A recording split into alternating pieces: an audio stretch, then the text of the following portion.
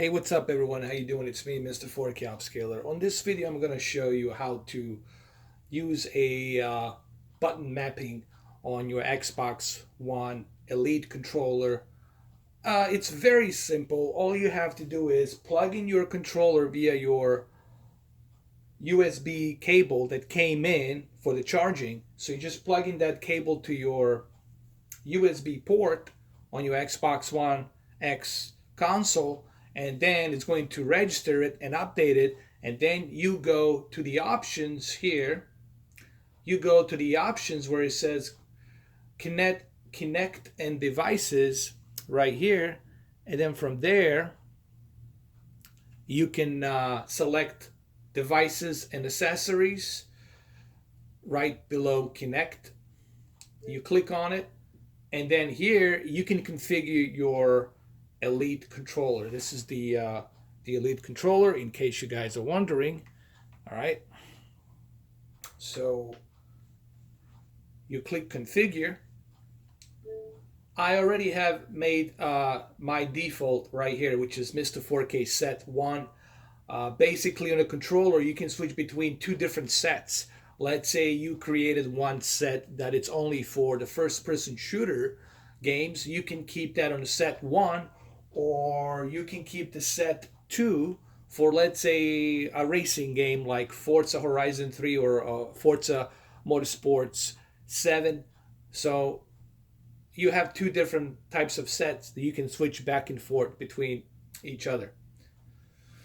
So let's go click on Mr. 4K set 1, and let's do the configurations.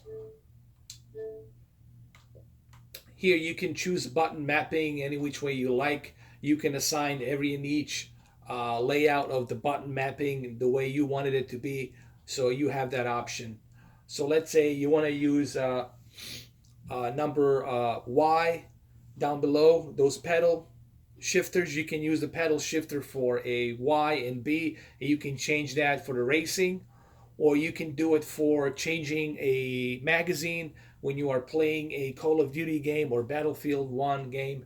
So you have a variety of different choices and preferences, and this is the reason why this controller is so expensive. It's because of the ability for you to get the best possible performance, and this is where it comes in right here. So let's go with the triggers first. With the triggers, this is one of my favorite parts, is you can adjust how much pressure do you want to allow on the trigger to be placed. So for example, right here, I can adjust how much pressure I want.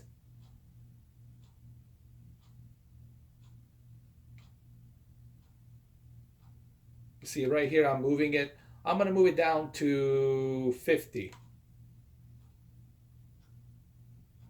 So you see now it's not as quick as it was when it was at the 0, or you can go to 63.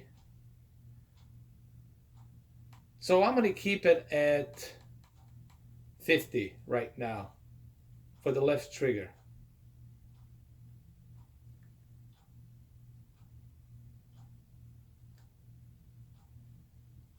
And I'll do the same thing for the right trigger.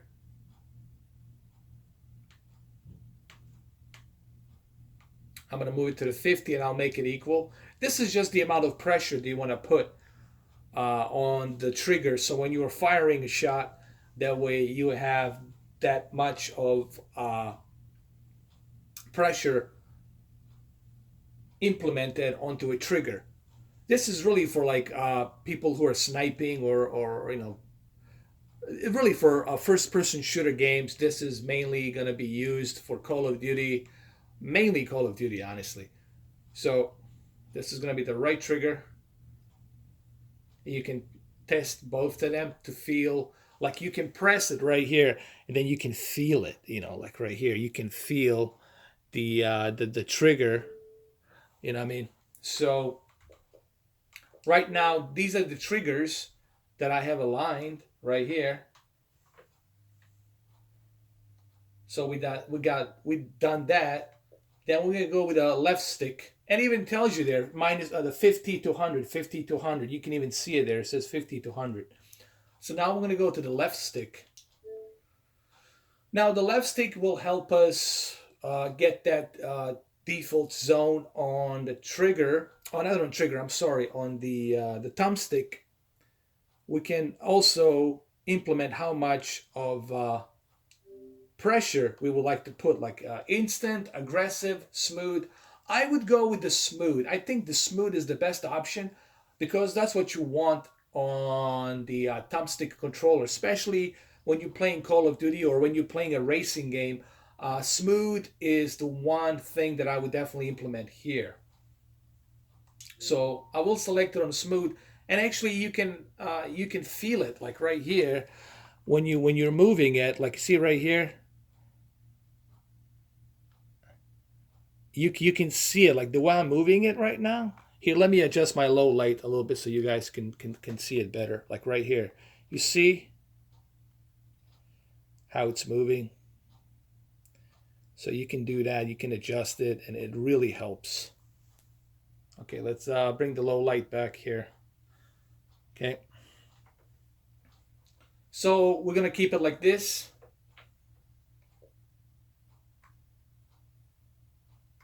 We'll leave it in the middle.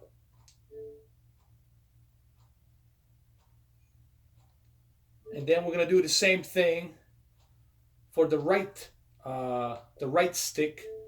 We'll keep it on a smooth. Put it right here. We'll use the radial circulation. And here you can see the same thing like right here. You can feel it, how much of it you are getting here when you're moving the controller. You can definitely feel the smoothness, like, and this is what you want. This is the performance. This is exactly why this controller it's so highly regarded and why it's so expensive. It's because of the ability to get the best possible performance. Just so it happens that they built it very sturdy and good quality. This just shows you the amount of customizations you have available on this controller, and really this is going to help you really big time for those of you who are looking to play Call of Duty, long sessions of Call of Duty or Halo. This will really come in handy. Even Forza Horizon 3, I'm sorry, and Forza 7 Motorsports. If you're competing online for the racing, this will definitely come in handy. So we'll do the same thing here. Keep it on smooth. And then vibration, you can choose how much of vibration would you like to have on the left trigger, the right trigger. I like to keep it on 100% here. I wouldn't actually adjust anything here, but you do have that option to adjust it if you want. I would keep it all on 100. I really wouldn't mess with it too much. Keep it all 100. And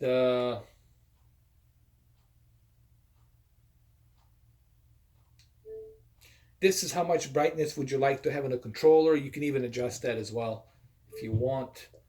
The button mapping, what I would do is here, let me see, left stick y-axis. So personally I like to keep it as it is because I already have it like this. I'm already used to it like this, so I would keep it like this because I already have my shifter pedals down below adjusted at the default, and I'm already used to it being with the X and Y and B and Y. So I like to keep it like this. But you can change it if you want.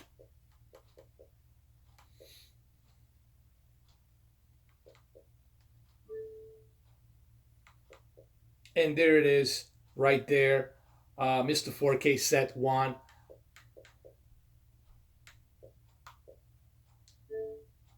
It's already saved. It's there.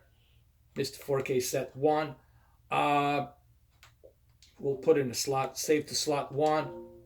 And that's it. Now we got the Mr. 4K set 1 on the slot 1, which is already there. You can switch between slot 1 and slot 2. So if you want to play, let's say Call of Duty, you just switch back to the slot 1. And if you want to play Forza 7, you just switch back to slot 2. So it's very handy for those of you who are spending a lot of time live streaming, playing Call of Duty, playing Forza Motorsport 7. So this is really intended for people who are dependent on that performance and competition. And this is why this controller is so expensive. It's because of this. The endless possibilities that you can put on this controller, and it's also built really good. So pretty much, I don't know if there's anything else I can show you here. You can also sign this controller. There's no updates available. Whenever there's an update available, you can go ahead and you can check it here. You don't have to download any software. All you have to do is just plug it into your Xbox One X, and it's going to automatically download the necessary updates needed for the controller. So it's a quick video. This is nothing new. I'm pretty sure you guys are aware of this. I'm pretty sure everybody knows about this stuff. But I'm doing this for those of you who are still on the fence and are debating whether or not this controller is worth the money. Look, if you are somebody who needs that performance and you do a lot of Twitch streams, you play a lot of Call of Duty and Battlefield 1, and you're into competitive gaming and you need that competitive performance, this is it, man. This controller is definitely going to help you out. So you can do the same thing on a PC. If you're using, let's say, iRacing or something, this really can come in handy. If you don't want to use the racing wheel, you can use this controller. When you're traveling somewhere and you're playing iRacing, you can use this controller and you can adjust all these settings for that racing game. So pretty cool stuff. So this gives you a little window into why this controller it's being priced so high. It's because of this. And the build quality is good too. That's another bonus as well. So there you have it. Hopefully you guys like this video, and make sure you check out my vlog. I've done a bunch of videos today for you guys, so it should be very satisfying. I also did a live stream yesterday on the Easter. I did, was it 3.5 hours of Far Cry 5. I highly recommend you check that live stream. It's a lot of fun. We talked about a lot of stuff in terms of televisions and new coming televisions and technology and stuff like that.